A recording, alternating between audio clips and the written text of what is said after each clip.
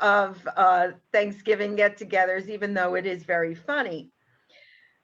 But, I have to say that as an adult, I feel extremely lucky.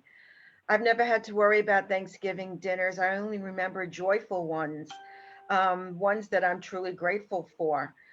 I can honestly say that I've cultivated and practiced the idea that regardless of how awful something may seem, there is a reason to be grateful for it.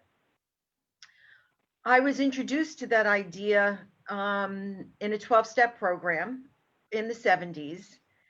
And at first, I didn't understand it. I didn't understand how I was supposed to be grateful for everything. I didn't take to it easily, and it was definitely something I had to work on.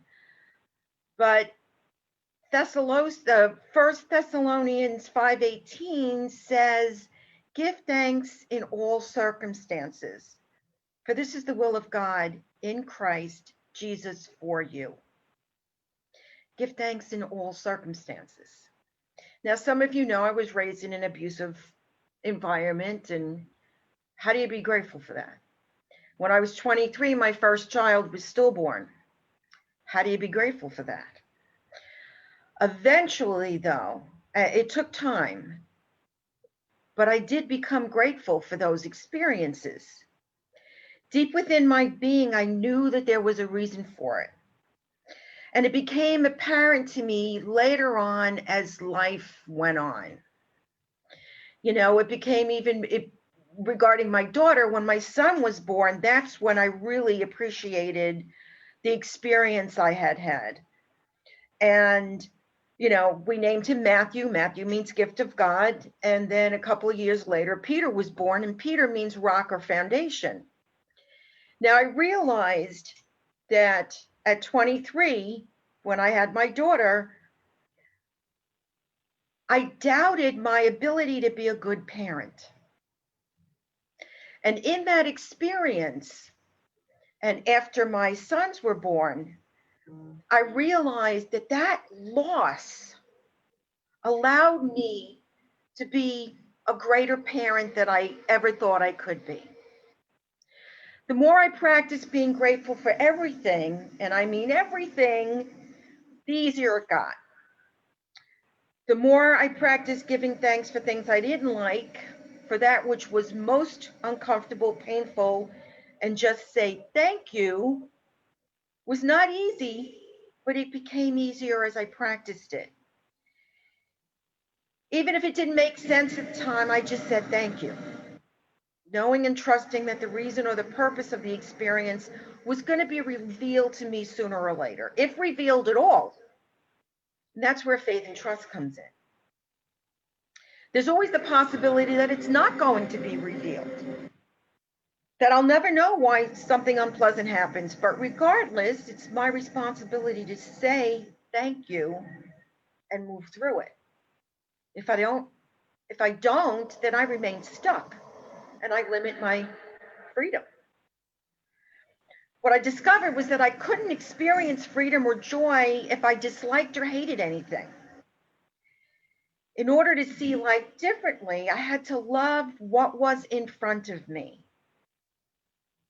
Sometimes when things were very difficult, I told myself, don't try to make sense out of the senseless. And that helps me to process the pain, but it keeps me out of my ego by not trying to analyze it, by just being in the moment, allowing it to be, and saying thank you. It doesn't mean that I don't get angry or I don't get fearful. As that video showed and as she shared, you feel that stuff. Because if you hold on to it, it's like a dear friend of mine used to say, it comes out the side of your neck. Meaning if we don't deal with that, it stays locked in us and it comes out inappropriately. And, it's happened to me. It's happened to all of us. My gratefulness was a celebration of ultimate belonging. The recognition that all of life is together and that there is a divine order. and a divine purpose for everything.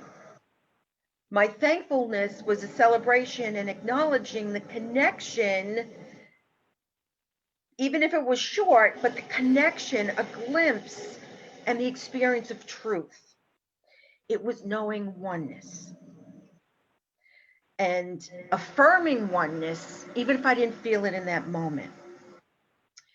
You know, ultimately, we can't teach one another how to be grateful or thankful, but we can hold a space for one another. We can allow people to just be who they are and allow ourselves to be who we are, and loving ourselves and others unconditionally in the moment. And when we do that, then we break through to higher grounds. You know, then we practice forgiveness, and most of all, forgiving ourselves. You know, we can see beyond circumstance and affirm the higher purpose in any situation. There's a Hindu story that I'd like to share that's an expression of this teaching, an expression of gratefulness, and how we don't know why things happen, but they just happen for us. There is a boy who wants a drum, but his mother can't afford one. And sadly, she gives him a stick. Though he doesn't know what he's going to do with it, he begins to play with the stick. He then encounters an old woman trying to light her wood stove. The boy gives her the stick, and she lights her stove, makes some bread, and in return, she gives him half a loaf. Walking on, the boy comes upon a potter's wife whose child is crying from hunger. The boy gives her the bread. In gratitude, she gives him a pot. Though he doesn't know what he's going to do with it, he carries it along the river where he sees a man and his wife quarreling because the wife broke their one pot that they used to wash clothes. The boy then gives him the pot. In return, they give him a coat in gratitude. Since the boy isn't cold, he carries the coat until he comes to a bridge where a man is shivering. The man was attacked and robbed of everything but his horse. The boy gives him the coat. Humbled, the man gives him the horse in gratitude. Not knowing how to ride, the boy walks the horse into town where he meets a wedding party with musicians. The bridegroom and his family are still sitting under a tree with long faces. According to the custom, the bridegroom is supposed to enter the wedding procession on a horse, which hasn't shown. So the boy gives him the horse. Relieved, the bridegroom asks the boy what he can do for the boy, and seeing the drummer surrounded by all his drums, the boy asks for the smallest drum, which the musician gladly gives him. What I love about this story is how it unfolds in unexpected ways, showing the possibilities that lie in being present. By simply saying yes with an open mind and an open heart, it allows us moments of gratitude. In that gratitude, moment by moment, and accepting what is in the moment, we allow what is to be. This boy's very presence added to the lives of all he met, just as their lives added to his. And by being open, by being in the moment, by going with the flow and joining with all these people, he eventually got what he wanted, the drum. In the story, it's a drum. In our lives, it's love and belonging. So during this season of Thanksgiving, join me in being willing to linger in the open space between us, between what we give and what we receive, remembering that we are sharing this cosmic adventure with billions of people, all touched by that echo of perfection that is you. And be grateful for it. Now, as I said, I wanted this to be an interactive service. So what I'd like to do now, before we go on, is just open the floor for sharing about what you're grateful for, or maybe a story about what affected you the most by practicing gratitude. And then we'll come back and I'm going to show a video. So now I'd like to invite you all to unmute your phones, unmute your mics, and just share something you'd like to share about gratitude. I'm grateful for her. Oh,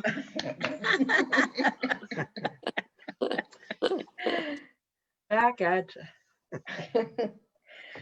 that's great. Okay, I have something I'm really grateful for, and that is something that I discovered over this week. Week I was cleaning out some paperwork and that, and I found this song, "Hark the Herald Angels Sing," with someone else had put in different words, and that person was Sherry Moore. And I wanted right away to get in contact with her because I just read the words to this and how beautifully she exchanged the words for the truth about the glory to the Christ within. And I'm just so grateful for Sherry Moore, not only for her creativity, but her love and knowledge of the truth of who we are and the expression of love in our lives through the Christ Spirit. And I'm so grateful, Sherry. Thank you so much. Thank you, Patricia. I forgot about that song. I hope we include it for Christmas sometime. Yeah, I'll go look it up. I think it was with one of the YFM programs, so I'll go see if I can find it. Sherry, you're so helpful. That's so great. Thank you. Thank you, Patricia. Thank you, Sherry. And everything Patricia said is true. I remember that song too. And speaking of songs, when Chris came over Friday and we recorded the Thank You for the Miracles song, he asked me what it was about.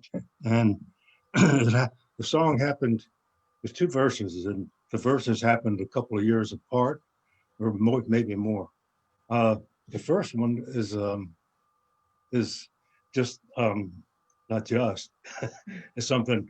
I mean, I wrote the songs so I always remember, make sure I always remember it. But it was basically in motor vehicle registration line, room, like it says in the song, and there was about 50 people in the room, and everybody was like grumbling and complaining and everything. And I had stood in the wrong line, of course, and for a long time, and then had to go take a seat and wait to be called in another line. And there was an empty seat right next to me. And this woman came in, and I told Chris, I don't remember anything about her except that she said she was from Pennsylvania and she wasn't waiting for anybody. She wasn't there on any kind of business. But the one thing that she did was like lift my attitude about everything. I just felt really good. And I didn't exactly know why, but what I did notice was that when they called my name and I looked around, everybody about 50 people were like, had changed. They were all like, smiling and talking with each other. and and so, and then I noticed when I was finished, I looked around and she was gone. She apparently hadn't done any business there, or no other reason to be there. And so the next day I wrote the first verse of the song and I actually recorded it commercially with just that one verse and an instrumental in the second thing. And then where and I have a second verse. And the second verse was about, it was altogether different. It was this friend's younger brother. I mean, I became friends with the younger brother too, but anyway, he had cancer when he was 17 and he died when he was 21. And in the meantime, he had this, a really gorgeous girlfriend who they were dating already when they found out he had cancer. She would go to his treatments in Maryland with him, and and they were just, it just looked like everything was, she was there for him totally. Then all of a sudden it was all of a sudden to me, she wound up leaving him and wound up with this other guy I know, I actually worked with, who was a ladies' man, and he liked her because I guess, she looked really good. And so they wound up getting married. And so after they were married a little while, I guess it really got to her and she committed suicide. And so my friend with cancer, tried to go to the funeral and wasn't allowed in. And so just kind of these are things I'm just giving you to give you an idea of how unforgiving that almost anybody probably would be, with a situation like that. And he did seem to be. He's like, whenever I would see him, it seemed like he was really bitter, and I could understand that. But anyway, he also seemed to be progressing. So I'm just going to fast forward now to his mother was with him when he died, and the miracle, that was where his miracle came, because his last couple of minutes, he told her, he just lit right up, and he started speaking about how beautiful everything was and how much he loved everyone, like no exclusions. And then it was, he had completed Yes. his lesson, and that's it. Sounds like a tremendous healing, John. Yeah, really. Thank you. Would anyone else like to share a story of gratitude or what they're really grateful for? Well, I have a very short and sweet one. I've been very aware, and again, because supposedly I have this terrible illness. I don't know. I'm not experiencing it as anything other than just an interesting blip in my road. But I've been very aware that I haven't shed a tear in years. And I think in your last talk, you spoke about how tears help release release certain chemicals in your body. And it was just so wonderful to shed tears as I watched the story of the mother that forgave the man in prison. It was, there were tears of, I don't know how to, it was just it just made me feel so human. It just made me feel so human. And I just knew it was a wonderful healing experience for me. So thank you. Thank you, Diane. Yeah, tears are they're a cleansing. Yeah. It's really a letting go, a releasing. Thank you. Anyone else would like to share about what they're grateful for or a story about gratitude? Denny. I'm just going to say that as you're asking for that, I am in such a state of gratitude. I can't pick one. So I'm going to put that out. I'm grateful for my state of gratitude. I mean, my life right now is so rich, and I am just so grateful, and that's it. It's wonderful. Thank you. Thank you, Denny. Absolutely. Denny, that's the whole point. Thank you for everything. Thank you. Yeah, thank you for everything. It's right. Ironically, before I turned on, came into the meeting this morning, I did my workbook lesson in the Course in Miracles, and it was on forgiveness. And I couldn't think of anybody that I needed to forgive. And, I mean, I thought about people that I forgave in the past, but I'm just so grateful for that. And then I'm grateful to have the forgiveness lesson enforced in today's service. So it's beautiful to share, to be together with happy, forgiving people. Thank you, Diane. Would anyone else like to share something? Yes, Gillian. Unmute yourself, Gillian. You're mute. Well, my birthday, I'm very glad to be alive. And I came 3 months early and was 3 months in an incubator. And evidently people, they wouldn't let my mother into the nursery. And evidently there were 2 nurses that continually picked me up and all of that. So I'm very grateful for, and this was in, I'm about to tell you, this was in 41. So the fact that I made it in 41. But at any rate, I'm very thankful for being alive, for the people that were there for me, and not only at my birth, but all along. When I think of all the people who showed up for me that when I needed it, and many of you. So, but anyway, I'm thankful for being alive and for having, being surrounded and picked up through my life by loving people. We're grateful you were born. Yeah. Thank you. Thank you, Gillian. That was lovely. And yes, we are grateful that you were born. Would anyone else like to share? Oh, I will. Okay, Judy. Yeah. Hi. Hi. Hello. I feel a lot like Denny. I can't pick anything because I am grateful for everything. My boys have gone through some rough patches this year, but they're doing better, and we're all, in this mad chaos going on in our lives. But you know what? We have the community of all of you that are on this right now, and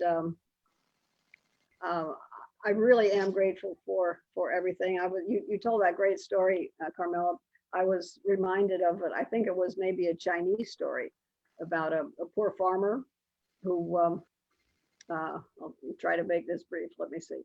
I think he had a horse, and everybody in the town came to him and said, "Oh, how nice you finally, you have a horse to help with the plowing and everything." And the horse runs away, and townspeople all come over and say, "Oh, what bad luck, what bad fortune, the horse ran away." And the farmer says, "Well, we'll see, that's what it is." A little while later, the horse comes back from the mountains with a herd of horses. And everybody runs over and says, "Oh, what good luck. You got horses, you're so rich." And farmers, who was very wise, says, "Oh, we'll see, okay. It's just what it is." And his son starts to break the horses and train the horses. And he falls off and breaks a leg. And everybody says, "Oh, what bad luck, your son broke his leg," And but the farmer says, "Well, this is the way it is." And then the king's soldiers come around collecting up young men to go to war, and the son can't go because he's got a broken leg. So everybody says, "Oh, what good luck." Anyway, that goes on, but the story reminds me, as we've been saying today, that we have no idea what's going on, and to be grateful for everything puts us in a really good place. So thank you for this group and all of you on it. I love you all, and I hope we all have a wonderful Thanksgiving, and with a long list of things to be grateful for. Beautiful. Thank you. Thank you. And I'm grateful for all of you. I'm grateful for the ability to connect with all of you. I'm grateful for those moments that may be uncomfortable, but cause me to learn and grow. I'm grateful for the love that transcends everything. I am so grateful for that. And I'm just grateful for life. So with that, I'm going to continue with the service. And as I said earlier, before we go into meditation, I'd like to share a video that was created by Reverend Erin McCabe. I worked with Erin at Unity in Montclair, and then she went to become the minister of Unity Village Chapel, where she she is now. And I'm blessed to say that we've remained friends. And she wrote this song in response to world events and reminding everybody to focus on the one consciousness of truth. So I am going to share my screen.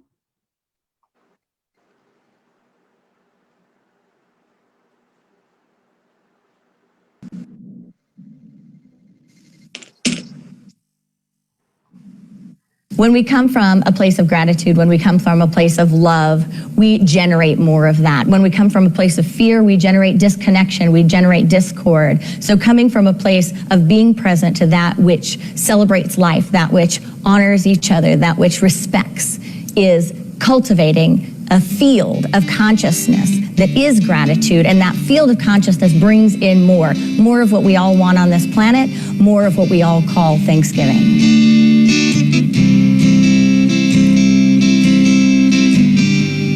Reaping and sowing my divinity. It's my path, it's my purpose, it's my claim. Living as a loving light, I'm walking my journey. It's my path, it's my purpose, it's my claim. So when you see me stop to bless me, let the words of your mouth love and caress me. Let me be safe on the streets of your mind, because there's power in your love divine. Every day is an opportunity to get connected to the life within and to honor the life that is all around us. Every day there is an opportunity to value each other and to value each moment, to be grateful and to show up with everything that we have for the moment that we're present to, no matter what's going on in the world around us, no matter what's going on the planet. So when I see you, I'll stop to bless you. I'll let the words of my mouth love and caress you. I will keep you safe on the streets of my mind, because there's power in my love divine. Revealing and healing through our unity. It's our path, it's our purpose, it's our claim.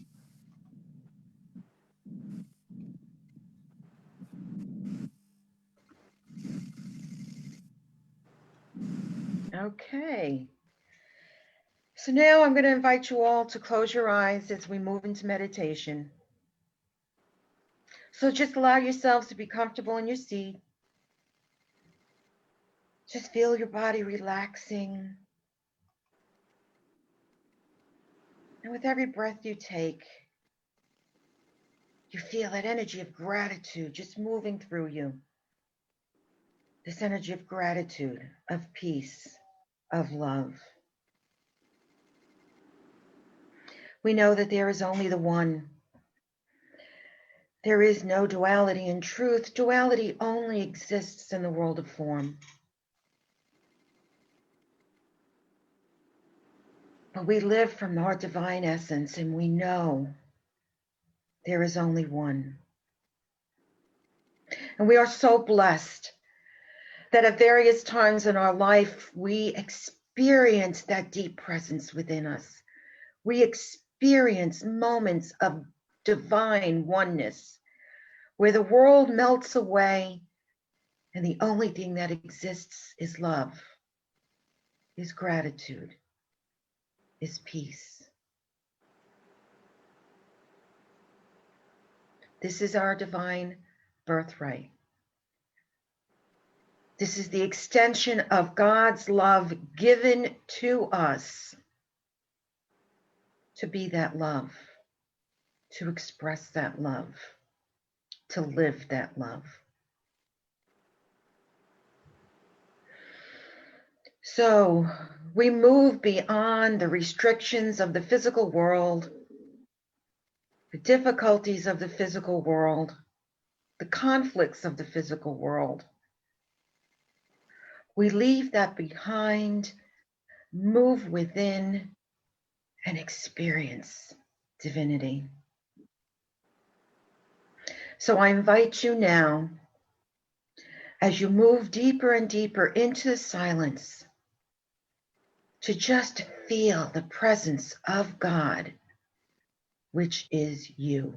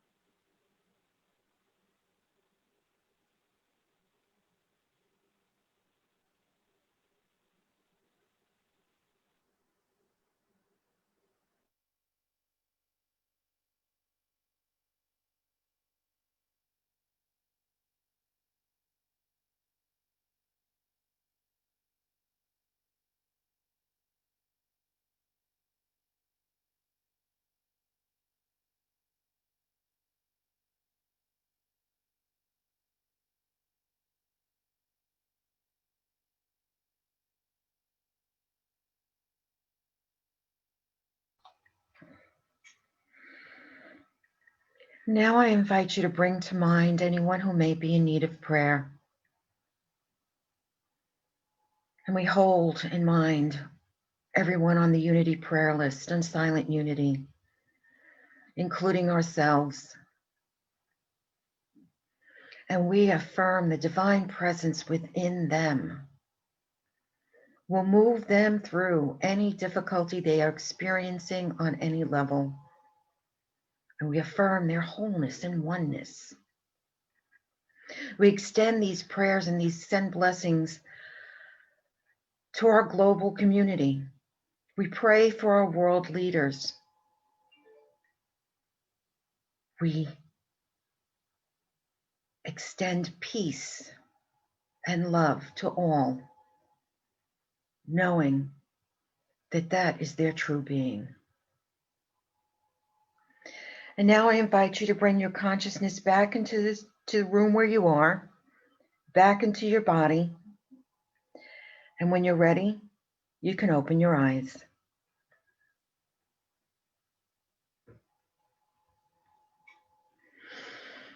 Welcome back, everyone. This is the moment, the time part of our service where we have the opportunity to give. So I invite you to visualize your gifts in your hand, whatever form they may be. And we know that we give of our time, talent, and treasure, that we are such a gift, not only to this community, but a gift to the world and to all that we meet. And we're so grateful for the gifts that we give and the gifts that we receive. So as you visualize this gift in your hand, know it's an expression of your love, an expression of your purpose, an expression of your belief in this community and the work that we do in this community. And it's an expression of your belief in you. So I invite you to bless these gifts with me. Divine love as me blesses and multiplies all that I choose to give and all that I'm open to receive, and I am grateful.